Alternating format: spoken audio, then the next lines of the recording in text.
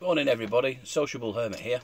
This morning I thought I would just tell you about what's happened. Yesterday, as I told you, I went up about 11:30. I arrived in a place called Clay on the north coast of Norfolk to meet Stitch, a good mate of mine, good mate of lots of people who are watching here. Had lunch about 11:30 till 12:30 and then spent the afternoon sat in the camper. Parked outside the pub, sat in the camper because it was quite busy in the pub, so we thought we'd create a bit of space for him. And after about an hour of chatting, a car pulled up in front of the camper, and the couple that were in there just sort of stared at the camper. So my initial reaction was that maybe we were parked in their space, and maybe they lived in one of the houses behind the pub, and they really wanted us to move. So I interrupted Stitch for a moment, jumped out of the camper, went to ask them if they wanted us to move. It's only courteous, you know, if they live there, I can just move around the corner a little bit, it's no problem. But it turned out that they'd always wanted a camper, and they'd driven past, seen my 21-year-old camper parked beside the road on a little bit of land, and decided to come and have a look. So we invited them in to come and have a look at inside the camper. Well, they were a lovely couple. They came in, they had lots to talk about, as we had as well, and I think they probably left about 6 o'clock, maybe 7 o'clock, after a fantastic conversation. So if you're watching, they both said they were going to track us down on YouTube. So if you're watching, I hope you got back home okay, and it was brilliant talking to you, and good luck getting your camper. And also good luck joining Wild Camping, because it's a fantastic website, well worth a visit. So that was yesterday. Stitch and I carried on chatting, and I think sometime after 8, and that's the time, not the minutes, we finally left there to drive back. Stitch kindly showed me the back roads to get through from where we were in North Norfolk down to a place called Holt, where I could pick up the A road. And that took me back to Sandringham. Got back to Sandringham, pulled on the campsite just before 10, found my pitch, parked up, got my head down, and this is me this morning. Now, this morning I woke up to a message saying there was a package at reception. So I get lots of packages, I order lots of things, I'm sort of an Amazon freak and stuff like that, so it's not unusual. So I trundled off to reception. It opens at 9 o'clock. As I went to reception, I bumped into the assistant warden that I didn't have the best of experiences when I stayed on this site before. Wardens on these sites are absolutely brilliant, but I think I caught one on a bad day when I turned up late on my way down to Legends of Rock at Great Yarmouth, a fantastic festival if you want to see a really good rock festival with the best tribute bands in the whole of Europe. Legends of Rock, start of March every year, definitely worth doing, check it out, it's on Facebook. So I was heading down there, and I stopped over for one night on the Sandringham campsite, which is a fantastic campsite, well worth a visit. But I turned up just after 8 o'clock in the evening when reception had finished, and there was no real night staff on. So it said, if out of hours, press the buzzer, so I did. And the next minute, this warden appeared. I'd got him out of bed. He wasn't very happy.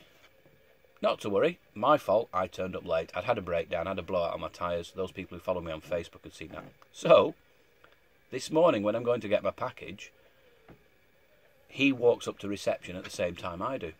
I say good morning, he says good morning, and then he notices I'm wearing my Camping and Caravan Club fleece. He now thinks I work for them. So, he's now grovelly all over me, wondering why this person who he'd spoken quite firmly with a few weeks ago actually could be an employee of the Camping and Caravanning Club. Now, this is my dilemma. Do I tell him I just got given this because I recruited somebody as a member and it was a free gift, they were doing an offer a few years ago? Or do I just leave him to grovel a bit more? Because he was quite stern with me. But anyway, there's my dilemma. Let me know in the comments box at the bottom what you think. Should I put him out of his misery, or should I let him think that I'm some sort of peripatetic employee of the camping and caravanning club? I don't know. You tell me. Anyway, when I got there, there's another package for me. Don't worry, no monks will be used in this video. So I've got another one from Amazon. I do like getting presents, packages, and this one, oh yeah, right, okay. This one, bit noisy here. This is another chest harness. Now this is the first of two that I've ordered. And why I've ordered these when I've already got a chest harness, you're probably thinking to yourself, why do you need two chest harnesses? Your chest isn't that big, to be honest, Ed. You're probably right. But what this one will do is actually hold that mobile phone. So what it means is I don't have to take out the other one with the super duper goes down to 30 metres camera on it, which sticks out and makes me look like some sort of Dalek. This one will be more flat to the chest and actually carry my mobile phone. There are people just wandering past here, staring in through the window, what I'm doing, talking to myself, but, you know, they'll get over it. So this one is the waterproof one. There's another one coming which is a bit lighter weight, probably arrived today. So thank you very much to the reception staff for taking it in for me. What else have I got to tell you? Well, the other little thing I've got to tell you is my garage door on the back of the camper van decided it was going to, one of the little plastic things, they are 21 years old, decided to fracture yesterday. So when I turned up at the Dun Cow, which is near Clay, it's a little bit north of Clay, Salthouse, the back door of my garage had come down because this little plastic thing retains the locking bar. So I've got that to fix this morning. I've effected a small repair to get me home, and now I need to do a more permanent repair till I can get back up north, and then when I get back up north I'll get something to do a totally permanent repair. These are the kind of things you've got to do when you travel about a lot in a camper van. Part and parcel. What also happened going home last night is there was a smell of what I thought was clutch, and I thought, I don't really have a problem with my clutch normally, and I'm quite good on the changing gears thing, so I wonder what that could be. And it turned out, when I stopped to investigate, the fuse, and this is the fuse for the heater blower. And what's happened here is, the heater blower is fine, although it did stop working, which gave me an indication it might be something to do with it. So when I checked the fuse, I found this.